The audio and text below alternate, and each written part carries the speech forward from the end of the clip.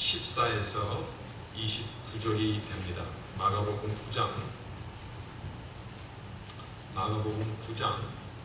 14에서 24절 말씀, 하나님의 말씀 제가 받들어 읽겠습니다.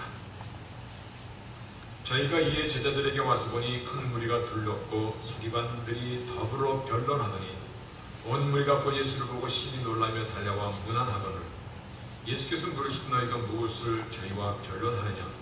무리 중에 하나가 대답하되 선생님, 벙어리 들인 내 아들을 선생님께 데려왔나이다. 귀신이 어디서든지 저를 잡으면 거꾸로 져 거품을 흘리며 이를 갈며 그리고 파리하여 가는지라. 내가 선생의 제자들에게 내어 쫓아가라 하였으나 저희가 능히 하지 못하더이다.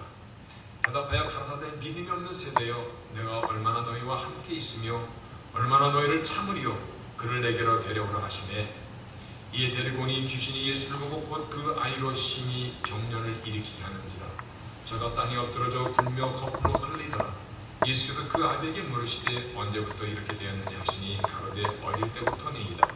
귀신이 저를 죽이려고 불과 물에 자주 던졌나이다. 그러나 무엇을 할 수 있거든 우리를 불쌍히 여기사 도와주옵소서. 예수께서 이르시되 할 수 있거든이 무슨 말이냐? 믿는 자에게는 능치 못할 일이 없느니라 하시니 곧 그 아이의 아비가 소리를 질러 가로되 내가 믿나이다. 나의 믿음 없는 것을 도와주소서 하더라. 예수께서 물 위에 달려 놓이는 것을 보시고 그 더러운 귀신을 부추겨 가라사대 벙어리 되고 기먹은 귀신아, 내가 네게 명하노니 그 아이에게서 나오고 다시 들어가지 말라 하시네. 귀신이 소리 지르며 아이로 심히 경련을 일으키게 하고 나가니 그 아이가 죽은 것 같이 되어 많은 사람이 말하기를 죽었다 하나 예수께서 그 손을 잡아 일으키시니 이에 일어서니라. 집에 들어가시며 제자들이 종영이 묻자오되 우리는 어찌하여 능히 그 귀신을 쫓아내지 못하였나이까? 이르시되 기도 외에 다른 것으로는 이런 누가 나갈 수 없느니라 하시니라. 아멘. 앉으시겠습니다.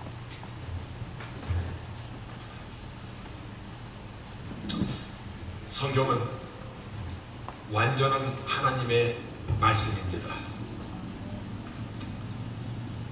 그래서 성경 어떤 부분에서는 인간의 이성과 인간의 모든 지각을 동원하여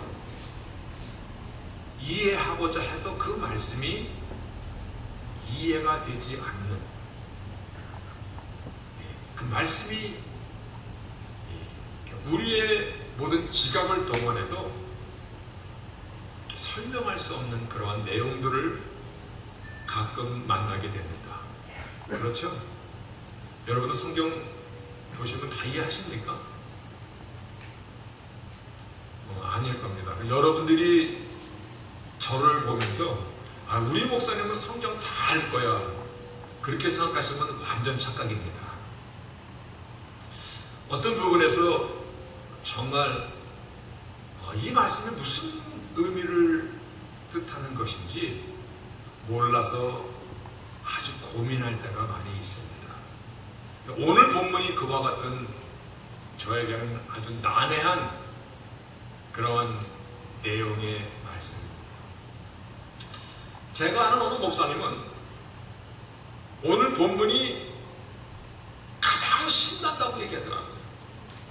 특별히 할 수 있거든이 무슨 말이냐? 믿는 자에게는 능치 못함이 없느니라. 우리는 할 수 있습니다. 으쌰으쌰. 너무나 이 말씀이 좋아서 액자로 만들어서 교회에 새로 나오는 사람들에게 이 말씀을 선물로 드립니다. 할 수 있거든이 무슨 말이냐? 믿는 자에게는 능치 못함이 없느니라. 이 말씀이 얼마나 좋습니까? 그런데 저에게는 이 말씀이 들어있는 오늘 본문이 잘 넘어가지를 못합니다. 내용 자체는 우리가 쉽게 이해할 수 있습니다. 귀신 들린 아들을 고쳐달라고 아비가 제자들에게 데려온 것입니다. 근데 제자들이 아무리 기도하고 영서도 고치지 못했습니다. 오히려 귀신이 끄떡 잡고 있었습니다. 그랬을 때 주님께서 그 광경을 보시고 무슨 일이냐? 그랬더니 그 아이의 아비가 선생님,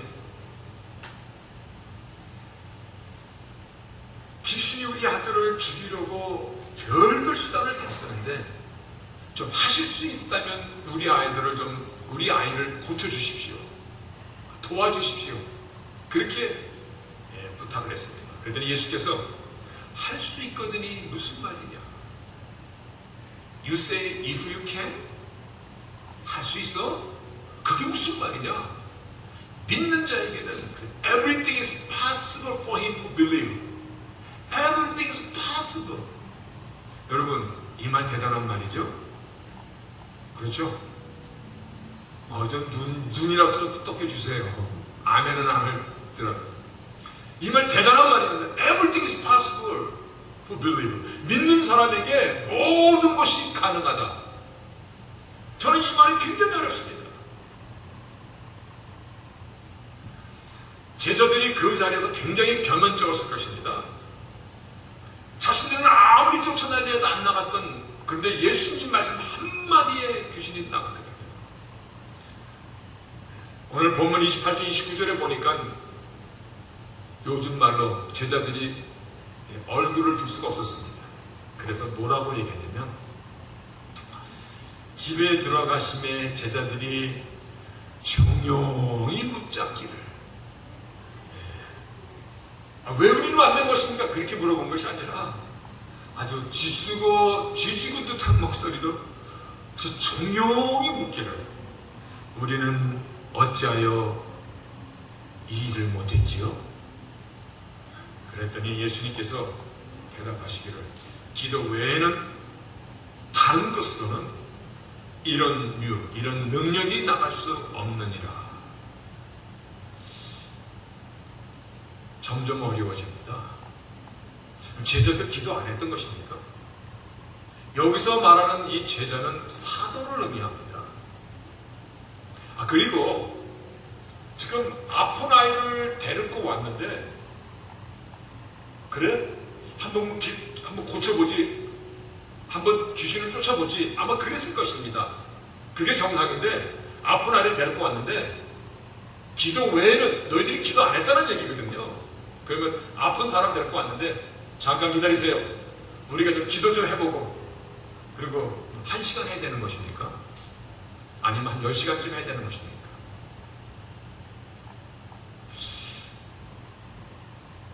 저도 어떤 때는요, 정말 주의 이름으로 명령하고 저 아파하는 사람, 저 괴로워하는 사람, 몸이 쑤셔가지고 늘 고통 속에 있는 저분을 위해서 저 기도할 때 제가 한품을 좀 싹, 어우 대단합니다. 왜냐하면 믿는 자에게는 능치 못함이 없으리라 말씀하셨으니까. 이 말씀이 단순한 말씀이 아니에요. Everything is possible for you because you believe me. 이 얘기예요. 너가 나를 믿기 때문에 무엇인지 할 수 있다는 얘기입니다. 그럼 내가 주를 믿는 거 확실하잖아요. 그래서 좀 기도하면 좀 싹싹 나가야 되는데 감기도 안 도망가더라고요. 분명히 주께서는 할 수 있거든이 무슨 말이냐, 믿는 자에게 능치 못함이 없느냐 하셨는데, 왜 제자들도 그렇고 저도 그렇고 여러분에게도 이런 기적이 안 일어나는 것입니다. 궁금하지 않으셨어요? 이 본문 수두시 만났을 텐데, 저는 그래서 이 본문이 잘 안 넘어가더라고요. 여기. 너무나 답답해서.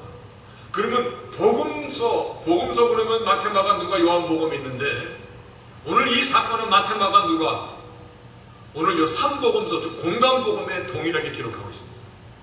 그래서 오늘 마가복음에 있는 이 사건을 마태복음에는 어떻게 더 기록하고 무슨 말이 더 들어갔고 무슨 말이 빠졌는가를 살펴보니까 첩첩산중을 만나게 됐습니다. 무슨 말씀을 만나게 되냐면, 이 사건을 마태복음 17장에 기록되어 있는데, 이때 제자들이 조용히 예수께 나와 가로되 우리는 어찌하여 쫓아내지 못하였나이까? 똑같은 질문을 합니다. 그랬더니 주께서 마가복음에서는 이런 일은 기도 외에는 이렇게 대답하신 것을 마태복음에는 어떻게 기록하고 있냐면, 너희 믿음이 적은 연고니라. 믿음이 적은 연고니라. 진실로 너희에게 이르노니 너희가 만일 믿음이 한 겨자씨만큼만 있으면 이 산을 명하여 여기서 저기로 옮기라 해도 옮길 것이요 너희가 못할 것이 없느니라. 여러분, 지금 엄청난 곳을 만난 거예요. 예수님께서 뭐라고 말씀하시냐면, 왜 이런 류의 기적이 우리에게는 안 일어나는 것입니까? 라고 제자들이 물어봤더니, 아니, 그것이 저의 질문입니다. 우리들의 질문입니다. 그런데 예수님께서 믿음이 적은 연고인데, 그러시면서 믿음 적은 것을 비유하시기를, 이 겨자씨만한 거, 아주 작은 것 중에 작은 거예요. 이 조그만 거, 요만한 믿음만 있어도 이 산을 명하여 여기서 저기로 옮기라 하여도 옮길 것이고 너희가 못할 것이 없느니라. 저는 이 대목이 점점 더 딜레마에 빠지게 하였던 대목입니다. 겨자씨라는 건 아주 작은 것이에요. 눈에 보이지도 않을 만큼 작은 것인데 겨자씨만한 믿음만 있어도, 그러면 한번 묻겠습니다. 지금까지 여러분들이 살아오시면서 저 사람은 엄청 믿음의 대가야, 그 사람이 명화에서 산이 이쪽으로 저쪽으로 옮겨진 거 구경한 적이 있습니까? 없거든요. 그러면 우리 주에는 이만한 믿음을 가진 사람이 한 사람도 없었다라는 얘기입니까?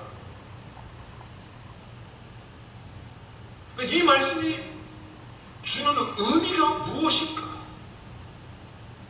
주님께서는 이 사건을 통해서 우리에게 무엇을 말씀하시고자, 겨자씨만한 믿음, 너희가 기도 외에는 이런 누가 나가지 않느니라 라고 이렇게 말씀하셨을까를 고민하지 않을 수 없는 것 아닙니까? 그래서 묵상하고 또 헬라 성경을 찾아보고 단어 하나하나, 헬라 성경의 단어 하나의 미닝을 또 분석해보고, 그리고 말씀을 준비했습니다. 오늘 전하는 말씀이 여러분들의 마음에 흡족하지 않더라도 제가 성실껏 제 능력과 제 믿음에 있는 모든 커리어를 다해서 말씀을 살펴볼 것입니다.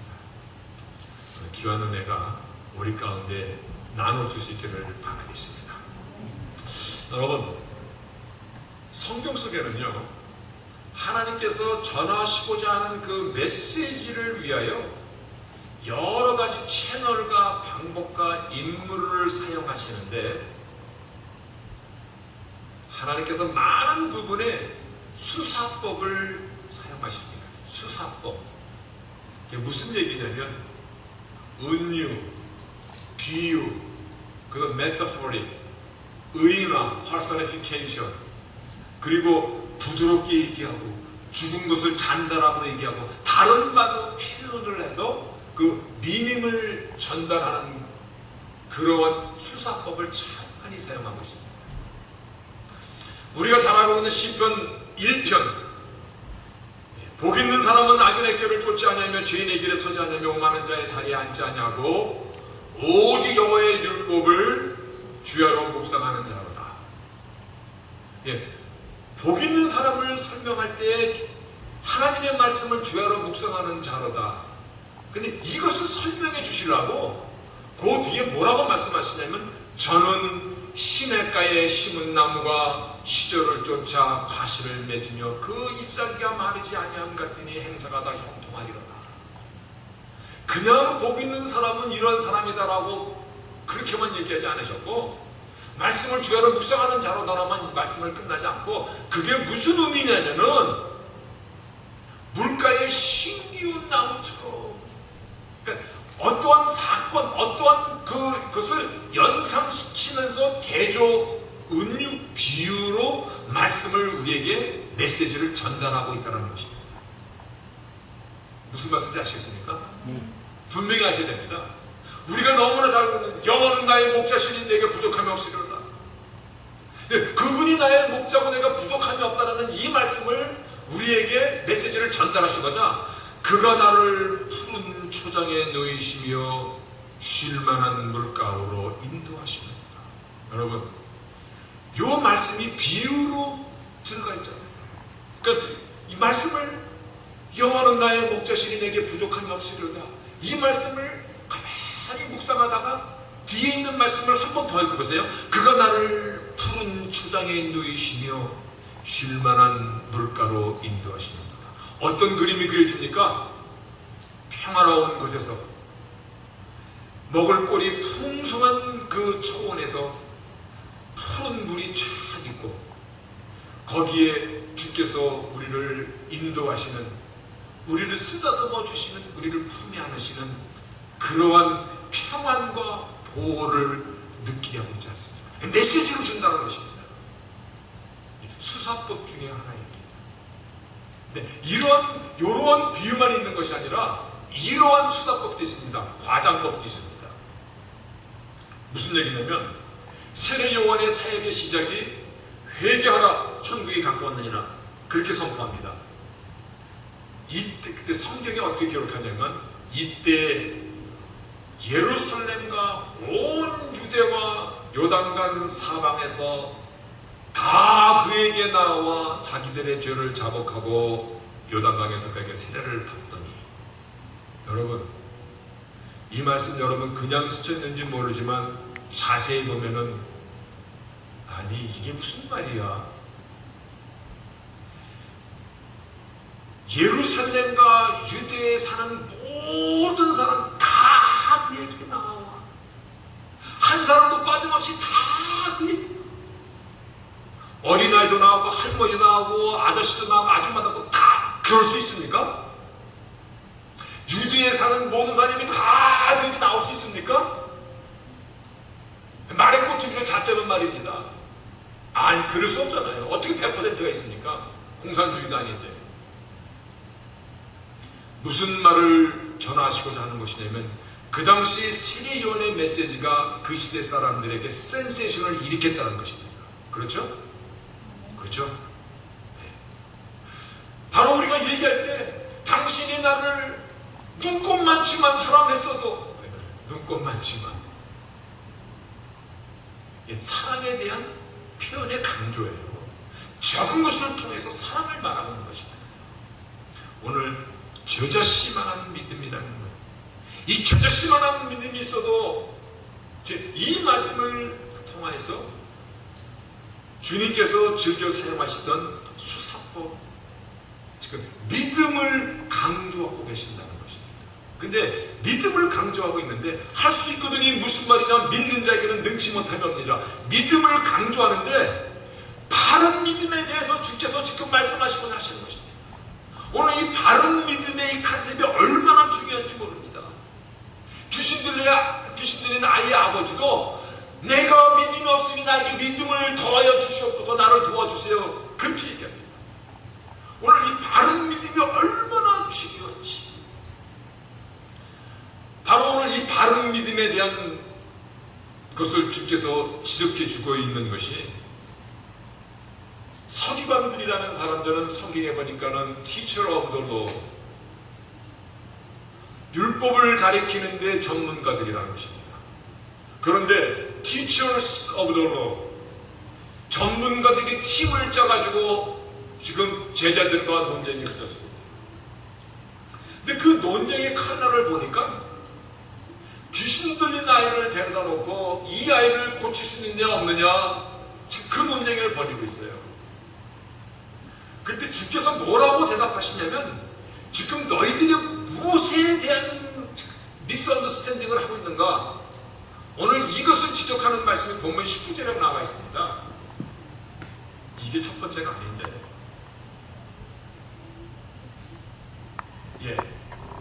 두 번째,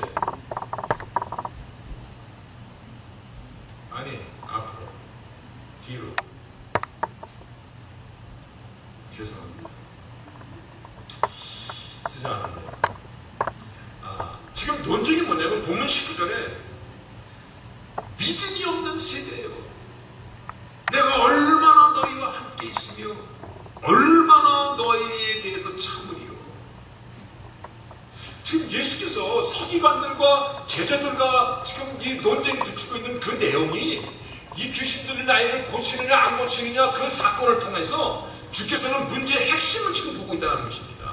그것이 뭐냐면 O unbelieving generation. 그런데 마태복음에는 한 말씀이 더 들었습니다. O unbelieving and perverse generation. 믿지 않을 뿐더러 믿음, 복음 아닌 복음으로 왜곡되게 믿는 너희들이요, 이 말씀을 하고 있습니다. 오늘 이 사건을 통해서 주님은 믿음에 대해서 말씀하시고 바른 믿음에 대해서 말씀하시고 바른 믿음이 삶의 현장 가운데서 어떻게 일어날 것인가, 오늘 이 사실, 그래서 오늘 말씀의 초점을 여러분은 지금 그 다음 거 오늘 이 주제를 여러분은 함께 저와 나누는 것입니다. 바른 믿음은 어떤 믿음인 것입니까? 그 병자가 일어나고 방언을 해내고 예언을 해내고 뭐 다 도통한 사람처럼 그런 것이 바른 믿음입니까? 오늘 예수께서 말씀하시는 바른 믿음, 이 바른 믿음은 어떤 것입니까? 그리고 바른 믿음에서 나오는 능력은 어디서 살아 움직이게 되어 있습니까? 오늘 이 두 질문을 본문에서 함께 찾아보고자 합니다. 여러분, 지금 말씀이 어느 방향으로 갈지 이해하셨습니까? 제가 이 본문을 굉장히 어려워하고 고민을 많이 했다라고 미리 말씀드린 것은 어렵다라는 것입니다. 어렵다라는 것은 여러분이 마음을, 두 눈을 크게 뜨고 쫓아와야만이 말씀의 결론에 가서 아하가 됩니다. 자, 바른 믿음, 표적을 구하는 믿음. 사람들은 여기에 굉장히 약합니다. 무엇이 일어나고 무슨 일이 벌어지고 그러면 많은 사람들이 막 깜빡깜빡합니다. 그렇죠? TV 이벤젤리스트, 여러분이 잘 아는 베니힌 목사, 휠체어 탄 사람이 막 일어나고 그런 거 보면요, 큰 운동장에서 크루세이드 합니다. 사람들이 막 깜빡깜빡합니다. 그런 사람 한 10사람만 있으면 전 세계를 하나님의 나라 복음화시키는데 시간도 안 걸릴 것 같아. 그런데 오늘 주님께서 표적을 구하는 그 믿음이 바른 믿음이 아닌 것을 지금 지적하고 있어요. 무슨 병 낫기를 구하고 뭔가 내가 손으로 만져봐야지 믿겠다고 하는 사람들, 눈으로 봐야지 믿겠다고 하는 사람들. 성경의 대표적인 인물이 나옵니다. 도마. 부활하신 주께서 제자들에게 나타나셨는데 그때 도마가 그 자리에 마침 없었습니다. 다른 제자들이 다 부활하신 주님을 믿는다고 얘기했는데도 도마는 내가 내 눈으로 보고 내 손으로 만져보기 전에는 나는 아니오시다 이렇게 얘기합니다. 근데 예수님께서 다시금 나타나셔서 너는 나를 보는 거로 믿느냐? 도마가 다시 나타나서 주님을 보고 참된 믿음의 고백을 거기서 합니다. 여러분, 바른 믿음이 뭔지 아세요? 기적입니까? 표적입니까? 아니에요. 지금 바른 믿음의 고백을 도마가 뭐라고 얘기했냐면 당신은 나의 주시오, You are the Lord. 그리고 You are the my God, 나의 하나님이십니다. 이렇게 대답합니다. 굉장히 중요한 선언입니다. 도마가 주를 향하여서 당신은 나의 주시며 나의 하나님이십니다. 그랬더니 예수님께서 너는 나를 본 거로 믿느냐? 보지 못하고 믿는 자들은 복되도다. 그래서 믿음은요, 내가 보았기 때문에, 내가 무슨 부족한 것을 얻었기 때문에, 또한 내가 무슨 기적을 채워봤기 때문에, 병이 났기 때문에, 뭐 이러한 것 때문에 그것이 그 믿음의 그 파운데이션이 아니라는 것입니다. 다시 한번, 믿음은 나를 위하여 이 땅에 오신 그분, 예수께서 그리스도가 되시고, 그리스도라 하면 메시아, 하나님께서 말씀하신 그분이라는 겁니다. 그리스도가 되시고, 그분이 나의 죄를 대신하여 십자가에서 죽으시고, 그리고 죽음을 깨고 부활하신 그분을 믿는 그 믿음, 그것이 천리고 다라는 것입니다. 바로 그분이 나의 주가 되시고 나의 구세주가 되심을 믿는 순수한 복음으로부터 시작된 믿음이 바른 믿음이라는 것입니다. 여러분, 믿음의 칼날을 여러분이 어떻게 갖고 계십니까? 어느 믿음의 이 교회는 방언을 못하면 그건 구원받지 못했다라고 이렇게 가르치는 데들더라고요. 그건 기적과 은사에 관한 것이거든요. 오늘 진실로 우리의 믿음은 예수 그분을 향한 정말 순수한 것 그 자체여야 된다는 것입니다. 믿는 자에게 능치 못할 게 없느니라. 맞습니다. 바로 믿음을 말씀하신 것입니다. 바로 믿음 가운데 우리의 삶이 빌드업돼야 된다는 것입니다. 우리가 바른 믿음에 서 있지 않으면요, 우리의 신앙생활이 무슨 무당 쫓아가는 것 같은, 돈 닦는 것 같은, 앉아서 저 산천리를 바라보는 사람처럼 그렇게 자기가 자기가 그렇게 착각할 수 있습니다. 여러분, 죽을 병에 걸리면 어떻게 됩니까? 무서운 암병이 내게 들어왔어. 그러면 어떻게 됩니까? 믿습니다! 그러고 그래야 됩니까? 그것만 하면 됩니까? 아니요. 의사를 찾아가고 치료를 받고 병을 낫기 위해서 치료도 받고 기도도 함께 해야죠. 우리는 지금 믿음에 대한 이 바른 컨셉을 주께서 상당히 소중하게 말씀하고 있습니다.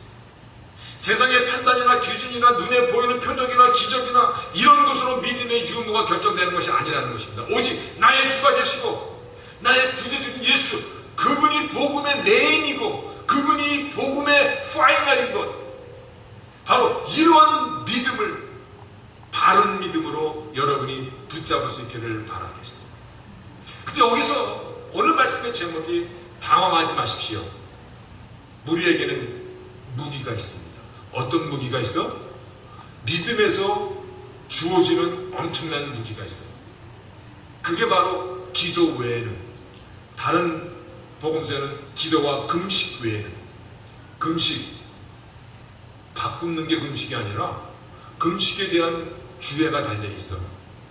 금식은 fervent prayer, fervent, 맹렬한 기도. 다시 말하여 예수님께서 말씀하신 기도 외에는, 기도가 우리의 믿음 가운데에 불을 붙이는 그런 능력의 소스라는 것입니다. 믿음 없이 기도할 수 없잖아요. 우리가 보이지 않는 하나님을 향하여 하나님이 나 앞에 계시고 나의 모둠을 받으신 것을 믿고 간구하는 것이잖아요. 그래서 믿음이 없는 기도는 처음부터 기도가 아니잖아요. 기도는 주문이 아니라 나의 푸념이 아니고 나의 넋두리가 아닙니다.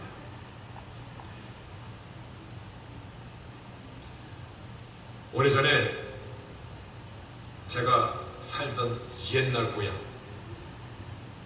저 필라델피아에 남녀호랑 외교라는 이러한 그 집단이 있었습니다.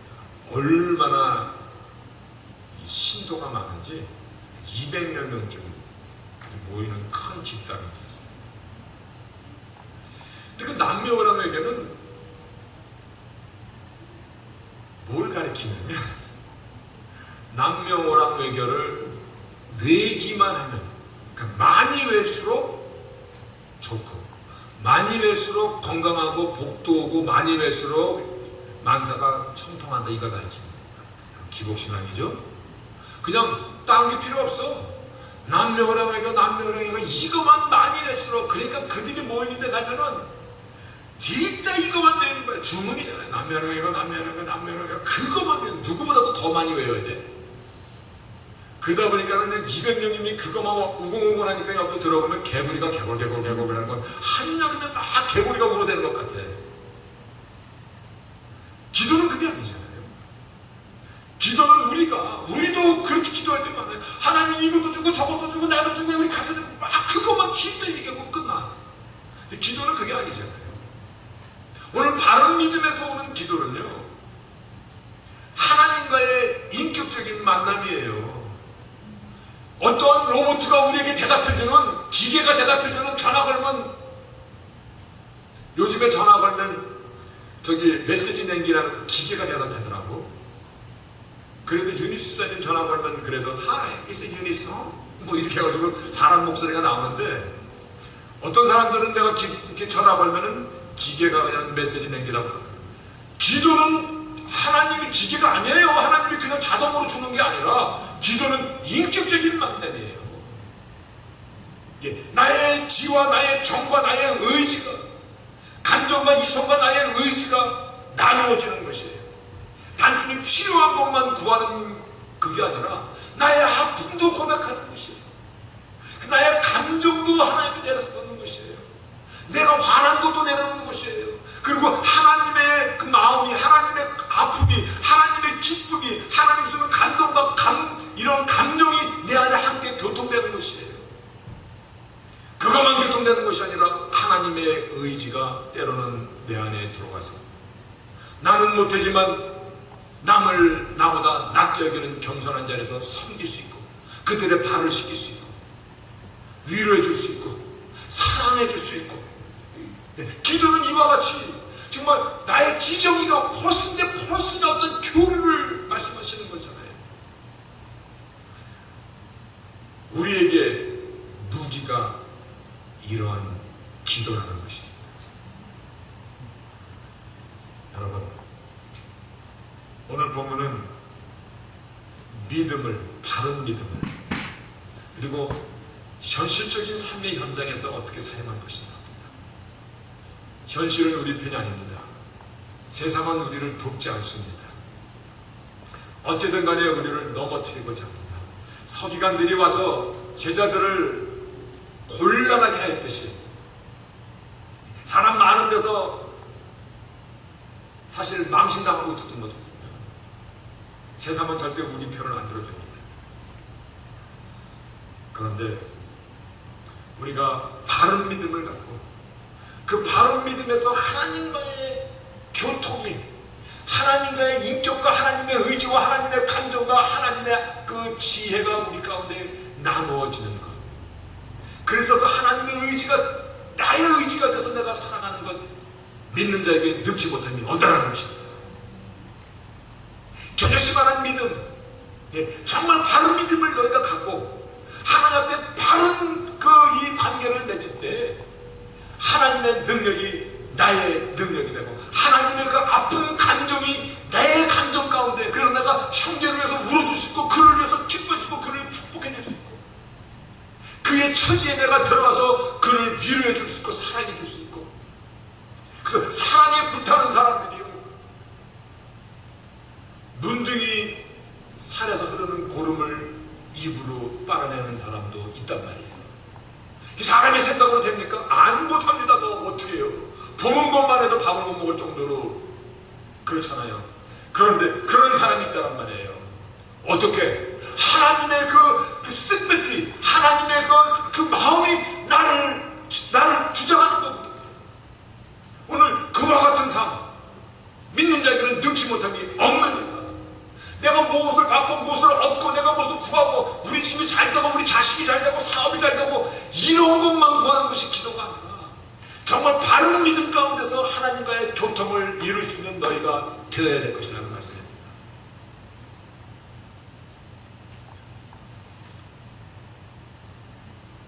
그래서 주께서 저 사도 바울의 입술을 통하여서 예수 안에 있는 너희를 향한 하나님의 뜻이다 기뻐하고, 그 다음에 쉬지 말고 기도하라. 왜냐하면 기도가 이 험한 세상에서 우리가 살아가는, 우리가 갖고 있는 믿음 가운데 믿음의 힘을 불어넣어주는 활력이 된다는 것입니다. 그런데 기도는 아무렇게나 하는 것이 아니라 바른 기도 외에는 이루어지고 나갈 수 없느니라. 오늘 그 부분을 붙잡을 수 있기를 바라겠습니다. 우리에게 주신 무기는 엄청난 다이너마이트인데 새총처럼 쓰는 사람이 가끔 제가 이렇게 느껴져요. 야, 너에게 준 거는 큰데 너는 이 하나님이 주신 이 엄청난 무기를 물총처럼 쓰고 있지 않느냐. 어떨 땐 제 자신이 참 그렇습니다. 우리에게 주신 무기 무제한으로 사용할 수 있는 것입니다. 우리가 바른 믿음 가운데 하나님과의 바른 교통 관계가 이루어졌을 때 풍성한 삶, 다시 말하여 할 수 있거든요. 무슨 말이냐. 믿는 자에게 능치 못함이 없느니라. 기도의 시너지 무제한이 안 되겠습니까? 바른 믿음에서 올려주는 기도가 우리 무기고 신인 것을 믿으시기 바랍니다. 그럴 때 어떤 문제일지라도 우리가 기도하면 그 문제가 그렇게 대단한 것이 아닌 것을 금방 알게 됩니다. 근데 기도 안 하고 우리가 막 뺑글뺑글 살아가게 되면 조그만 문제도 무지하게 느껴져. 아니, 앞으로 다가오지 않은 일도 미리 계산해서 근심하게 돼. 그런데 정말 우리가 하나님과의 바른 관계 속에서 바른 기도를 올리면 어떤 문제일지라도 내가 여유가 생깁니다.